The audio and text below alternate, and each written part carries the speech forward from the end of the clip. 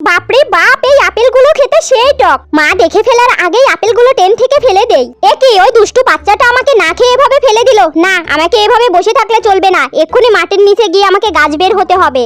ইস রে হাতি বন্ধু, দেখেছো পানির অভাবে গাছটা কেমন শুকনো হয়ে গেছে। বন্ধু চল তো, আমরা মরুভূমিতে কোথাও পানি খুঁজে পাই কিনা। এ কি, এত পথ পার হয়ে আসলাম তাও একটু পানির সন্ধান পেলাম না। ওরে হাতি বন্ধু, দেখেছো মরুভূমিতে একটা নারকেল গাছ হয়েছে আর তাতে কত বড় একটা ডাব রয়েছে। চলো এই নারকেলটা নিয়ে গিয়ে আমরা নারকেলের পানি দিয়ে গাছটাকে বাঁচিয়ে তুলবো। ডাব নারকেলটা ভেঙে গাছে পানি দিচ্ছে।